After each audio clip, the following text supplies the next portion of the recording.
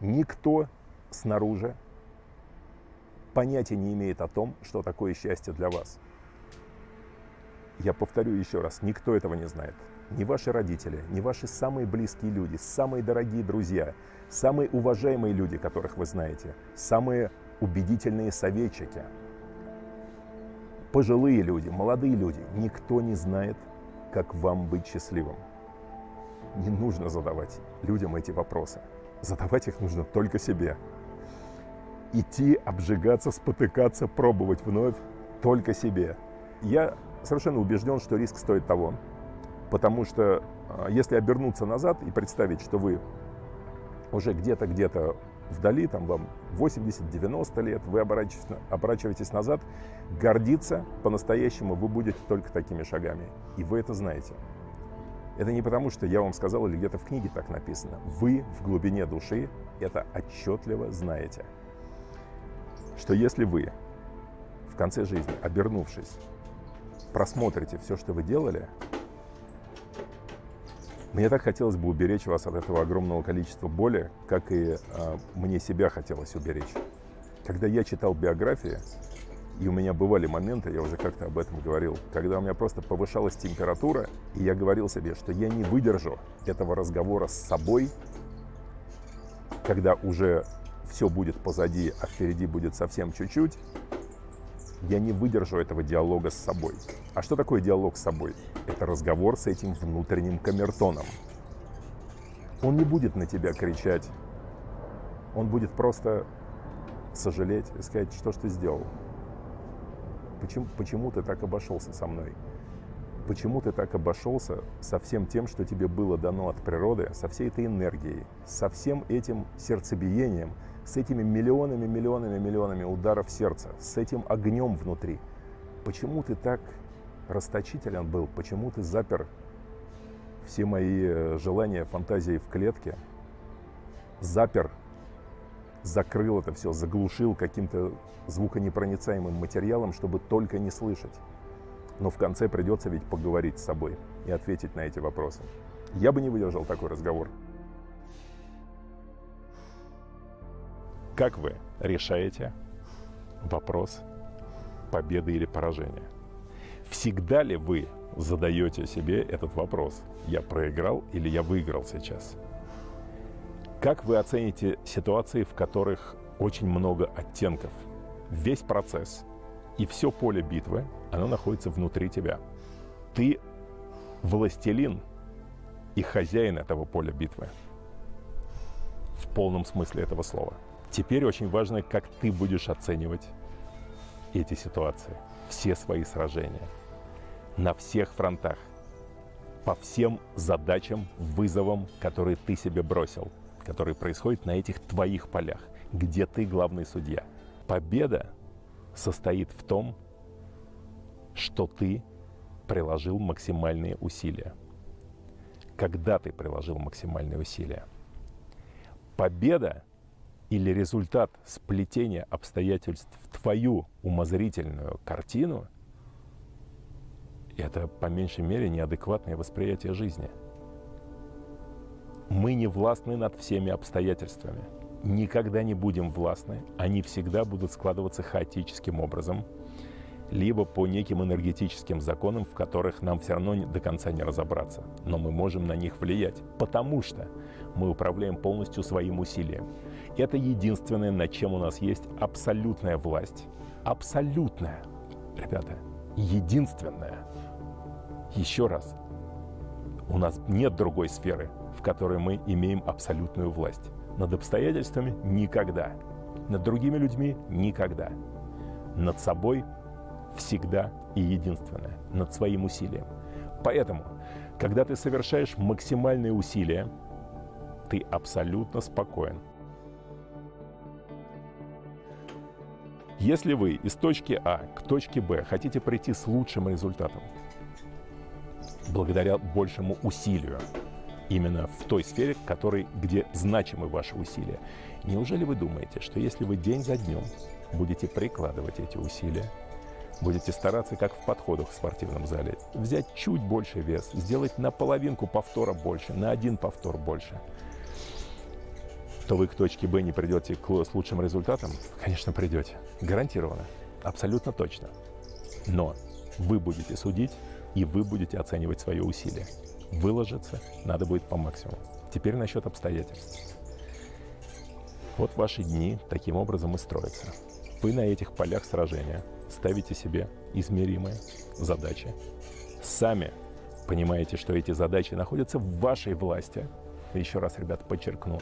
В вашей власти должны быть задачи, не в чьей-то еще. Все зависит от вас. А если вы не выспались, например, да, у вас не то настроение, это зависит от вас. Это я не считаю волей обстоятельств. Это зависит от вас. Если вы простудились, опять я сейчас беру разные факторы, это зависит от вас. Не нужно разочаровываться в себе, нужно настраивать себя иначе. Итак, определите ту сферу, в которой вы хозяин, и прикладывайте максимальную энергию. Дальше, со временем, начав действовать так в любой из областей своей жизни, постепенно, во-первых, у вас выработается новая манера жить. Во-вторых, с этой манерой жить, когда вы не впускаете внешние оценки, опираетесь только на свои, вы сможете с большей легкостью найти ту сферу, которая на самом деле вам отвечает, а не ожиданиям этого мира вокруг вас. Эта цель, я сейчас говорю про сложную цель, про конструкцию жизни, она должна отвечать только вашему представлению, не представлению других людей. Когда вы начинаете год за годом, месяц за месяцем жить именно таким образом, требуя от себя 100% усилия, давая себе шанс в следующий день сделать опять, если где-то оступился, ничего, вы делаете вновь усилия и вновь усилия. Все точно так же, как в тренировочном процессе.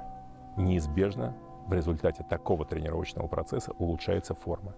Неизбежно в результате такого жизненного процесса улучшается итоговый результат. Я еще раз подчеркну, неизбежно и гарантированно. Обстоятельства совершенно безразличны, ребята. Они не против вас. И если вам хоть когда-то так покажется, или сейчас вы находитесь в состоянии, когда вам кажется, что мир или обстоятельства против вас, вы не можете заблуждаться сильнее. Обстоятельствам абсолютно все равно и плевать на вас, так же, как плевать на всех остальных. Я сейчас говорю про сплетение обстоятельств. Вам кажется, что кому-то повезло, вы не знаете, какая цена была заплачена. Вы считаете, что кому-то повезло, и вы знаете, что цена не была заплачена. Цена будет заплачена позже. Обстоятельства или баланс вещей в природе – это абсолютный закон. Баланс будет восстановлен.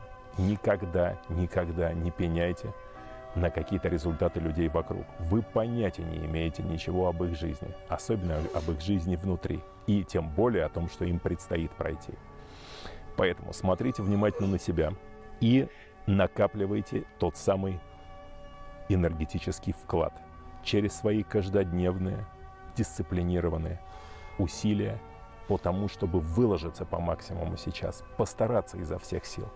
Но только прошу вас, ребята, делайте это с интересом, не делайте это с отчаянием. В этой жизни нет отчаяния, если вы себе его не придумали. Не надо отчаянно цепляться, не нужно отчаянно бороться. Боритесь просто. Боритесь, потому что вам нравится бороться.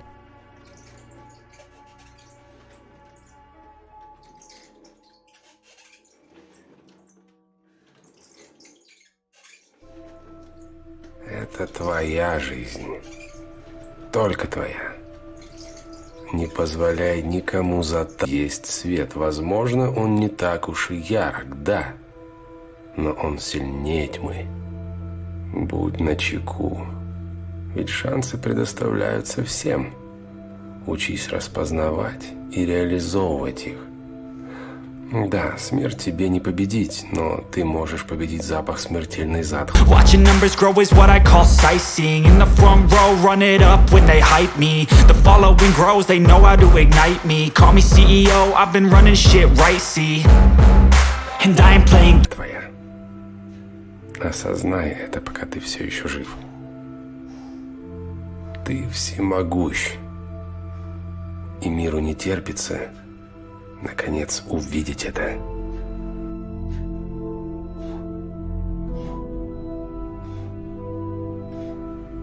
Будешь пытаться, иди до конца. Иначе даже и не начинай. Это может значить потерю подружек, жен, родственников, работы, а может даже и рассудка. Иди до конца. Это может значить, что ты не будешь есть 3 или 4 дня. Может значить, что тебе придется сидеть и мерзнуть на скамейке в парке.